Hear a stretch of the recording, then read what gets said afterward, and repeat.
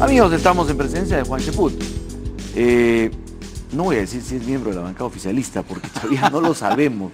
Don Juan Cheput, ¿hay bancada oficialista? Díganos, por favor, con total franqueza, porque ¿se siente usted oficialista? Mira, díganos lo que siente, no lo que políticamente debe decir. No, sí me siento oficialista. Lo que me siento es que todavía no se ha llegado al nivel de coordinación que queremos. Mira, en las últimas semanas yo he tenido un nivel de acercamiento con varios ministros, en algunos casos por iniciativa propia, en otros por iniciativa de ellos, ministros vinculados a los sectores donde yo estoy comprometido, defensa, interior, por las comisiones donde trabajo o donde tengo interés, cultura, con Pati Balbuena, o con educación, con Daniel Alfaro, y estamos llegando a una sintonía. Lo que creo que falta es una coordinación del política, más alto nivel político, que es distinto. Una cosa son las agendas... Una cosa es el tema sectorial. Así es. Y los ministros son pasajeros. Ya lo y por otro lado, mira, los ministros técnicamente son buenos, también con Cristian Sánchez, me olvidaba, del ministro de Trabajo. Y los ministros técnicamente son capaces, pero no existe ministro bueno sin apoyo político. Y el apoyo político se da... Y sin manejo político. Y viene el lineamiento político. O sea, el manejo político, el lineamiento, y sobre todo que el presidente da las directrices, el ministro las coordina, señala el derrotero, y los ministros utilizan la técnica, el conocimiento que tienen, y junto con la parte política, pues obviamente plantean agendas. No hay discuten. La parte de arriba, no hay esa dirección Yo creo política. que el desconcierto inicial que surge como consecuencia de la vacancia de Pedro Pablo y que asume Martín, es una cuestión que todavía tiene una onda expansiva. Y yo creo que eso se está ya calmando, se está aquietando y es el momento para que empiecen a establecer los fundamentos para una agenda. Muy bien, eso es el debe ser, ¿de acuerdo? Pero yo quiero empezar por lo que es la tercera caída de la aprobación del presidente y ya, digamos, es así, caída libre, y un nivel de desaprobación que ha subido, pues, se ha duplicado. Es que ya se está perdiendo el síndrome del gobierno nuevo. Esa es una cuestión que tenemos que ver. Mira, cuando hace 2 meses el presidente del Congreso se disparó a 45% en algunas, en otras 35%, y el presidente de la República también, era el síndrome, la sensación de gobierno nuevo. Pero luego, conforme pasen los meses, conforme han pasado las semanas... rápido se perdió ese síndrome. Pero por supuesto, porque no se supo aprovechar. Pero en un momento inicial, colocarse la banda, la ceremonia, el protocolo, todo eso, generó las condiciones para que la opinión pública dijera, gobierno nuevo. Pero luego se han dado cuenta de que existe el mismo Congreso, que el presidente de la República ha sido ministro de Pedro Pablo Kuczynski, de que hay una línea de continuidad, de que es una segunda etapa del mismo gobierno, cosa que ellos señalaron. Entonces, las expectativas se recuperaron. Y como consecuencia de eso, más que una caída libre, hay un sinceramiento de la opinión pública. Y el concepto es, el gobierno está mal, más que el presidente tiene este tipo de caídas. O sea, ya es un concepto de gobierno que obviamente el presidente podría hacer para revertir. No me quedó claro. ¿Está mal el gobierno o está mal el presidente? A lo que voy a hacer lo siguiente, cuando juzga la opinión pública, está juzgando el colectivo. Y obviamente al presidente, porque el presidente no ha sabido hasta el momento establecer los lineamientos como para haber aprovechado esa curva ascendente. Según las razones de la desaprobación, a quien golpean es al presidente.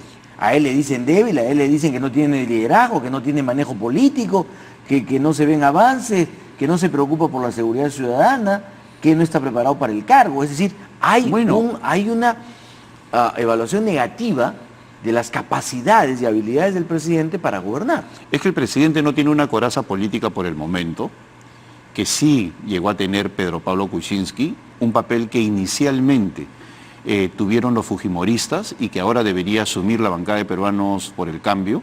¿Y por qué no la asume? Porque desde un momento hemos reclamado una mayor coordinación y yo creo que eso sí se tiene que establecer como una de las prioridades del gobierno. ¿No la hay?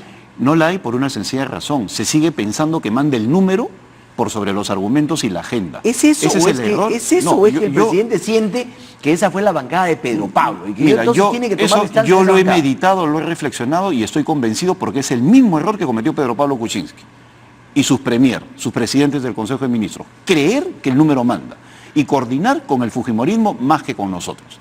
Ese es un error de fondo. Para algunos eso es lógico porque, digamos, negociar es hacer una alianza con quien lo debe dejar No, mira, gobernar. la potencia se da por la sinergia entre gabinete y bancada, y ahí no cuenta el número. Ese es el criterio aritmético de algunos columnistas que ven 59 parlamentarios en Fuerza Popular y dicen, no, tenemos que coordinar con ellos para que haya una coalición. Y no estamos viendo cómo Frente Amplio, Nuevo Perú, APP, el mismo Peruanos por el Cambio o el Partido Aprista le paran los ímpetus hegemónicos a los de Fuerza Popular cada vez que ha sido necesario en base a argumentos. O sea, lo que usted nos está diciendo El es que error- son 59 votos débiles. No, 59 votos que son derrotados por la fuerza de los argumentos en más de una oportunidad.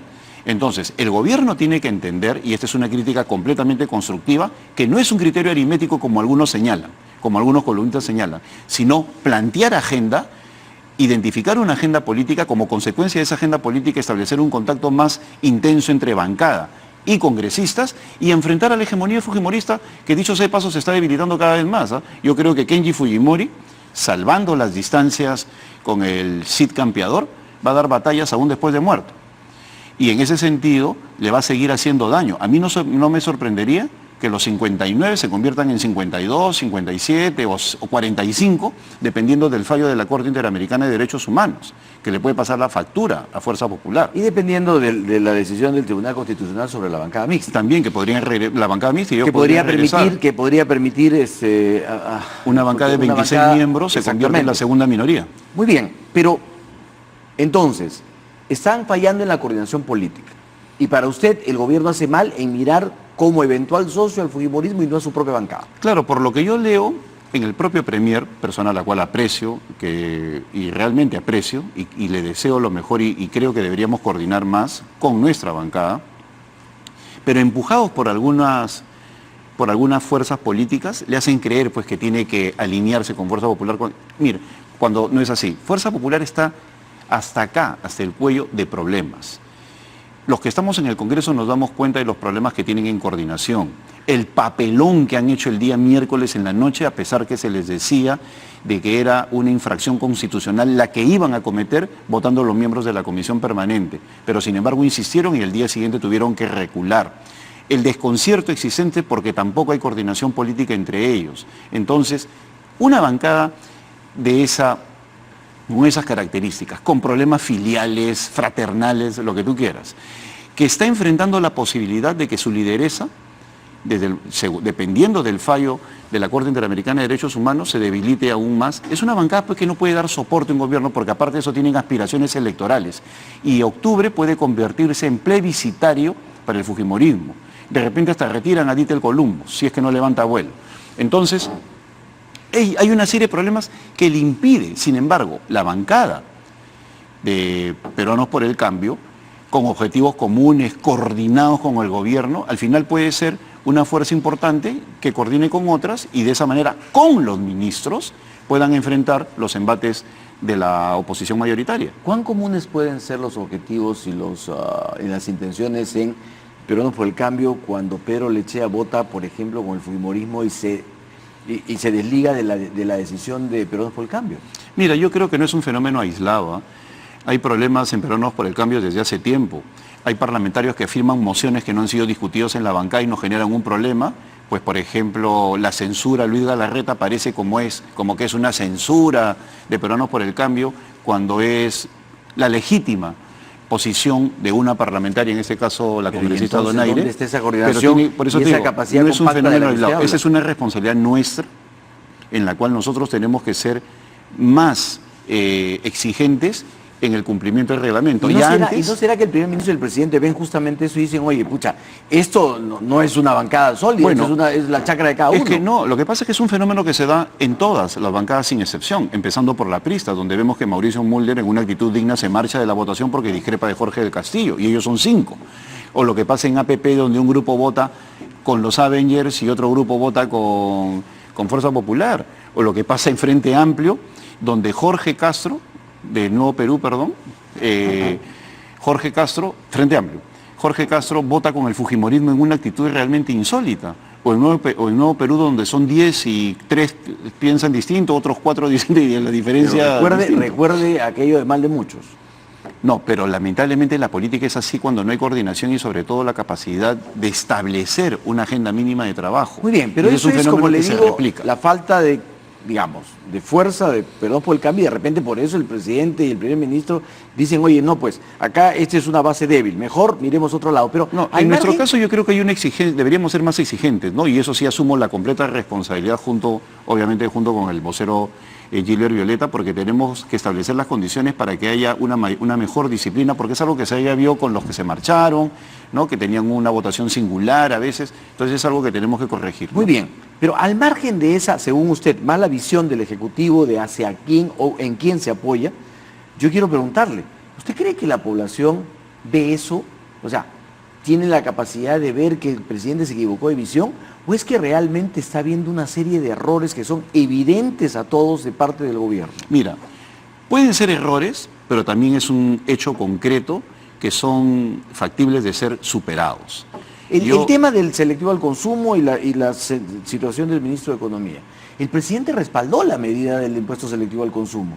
Y después dicen que el presidente echó al ministro de Economía Claro. o lo invitó a renunciar o discreparon por el selectivo al consumo. Pero si el presidente, frente a todo el mundo, defendió el selectivo al consumo. Mira, hay una curva de aprendizaje en la cual ellos están tomando conciencia de que ser presidente del Consejo de Ministros y presidente de la República significa establecer un lineamiento político y gobernar significa defender una determinada posición y no cambiar ante el primer ¿Y paginazo. usted cree que lo estén aprendiendo? Yo creo que sí lo están aprendiendo. Yo confío en eso porque es difícil la circunstancia en la cual el presidente ha tenido que asumir este reto, pero ya creo que han tomado conciencia de que cualquier ministro, así sea un premio Nobel, si no tiene apoyo político y sobre todo consistencia y firmeza en el debate de las ideas, pues simplemente se convierte en una persona que puede ser fácilmente liquidable. Hasta el día de hoy, ¿el presidente ha sido eso?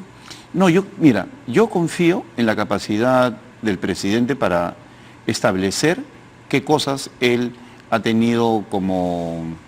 ¿Qué errores puede haber cometido? Porque es una persona inteligente. ¿Usted cree que él ya lo analizó? Yo creo que lo está analizando, es una persona pensante, lo conozco y sé que debe estar viendo las encuestas con el nivel de seriedad que amerita y a partir de eso creo yo que la solución es concreta, establecer una agenda mínima de trabajo, coordinar bancada y ministros la forma como se expresa eso ante la opinión pública y hacer las políticas públicas necesarias para que de esa manera se puedan consolidar ante la opinión pública y obviamente desde el momento que hay consistencia entre bancada y gabinete, enfrentar a una oposición que va a buscarle 5 pies al gato. Ese es su buen deseo, don Juan, pero hasta ahora no se ve eso, ¿ah? Bueno, yo lo que creo es que existen las condiciones para que el gobierno se consolide a partir de una unidad entre gabinete y bancada.